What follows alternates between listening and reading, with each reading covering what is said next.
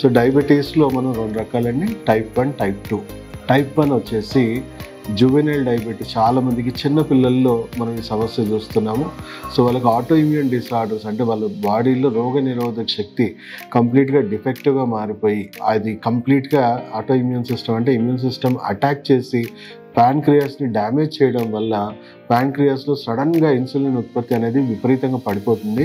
So దానివల్ల వాళ్ళకి insulin production అనేది లేకపోవడం వల్ల కంప్లీట్గా ఇన్సులిన్ మీద డిపెండ్ అవ్వాల్సిన పరిస్థితి, జీవితాంతం ఇన్సులిన్ వాళ్ళు బయట నుంచి అవుట్ సోర్సింగ్ తీసుకోవాల్సిన పరిస్థితి. సో అలాగే టైప్ 2 డయాబెటీస్ వచ్చేసి మనం ఒక 30 ఇయర్స్కి, 40 ఇయర్స్కి, 50 ఇయర్స్కి మన జీవన శైలి, మన ఆహారపు అలవాట్లు మారిపోవడం వల్ల, మన బాడీలో గ్లూకోజ్ మెటబాలిజం ఇంపైర్మెంట్ అవడం వల్ల మనకి, అంటే మనం తినే ఆహార పదార్థాల్లో అతిగా గ్లూకోజ్ లెవెల్స్, మన కార్బోహైడ్రేట్స్లో కానీ, షుగర్స్ కానీ, రకరకాలుగా మన బాడీలో చక్కెర శాతం ఎక్కువైపోయి మెల్లిమెల్లిగా మన బాడీలో ఇన్సులిన్ రెసిస్టెన్స్ క్రియేట్ అయ్యి ఫ్యాటీ లివర్ లాంటి కండిషన్స్ డెవలప్ అయ్యి కొంతవరకు ప్యాన్క్రియాస్ కూడా డ్యామేజ్ అయ్యి ఇన్సులిన్ ప్రొడక్షన్ తగ్గిపోవడం వల్ల మనం బ్రేక్ డౌన్ చేసుకోవడానికి ఇన్సులిన్ ట్యాబ్లెట్స్ ద్వారా తీసుకొని మెల్లిమెల్లిగా మనము జీవితాంతం మందులు వాడాల్సిన పరిస్థితి.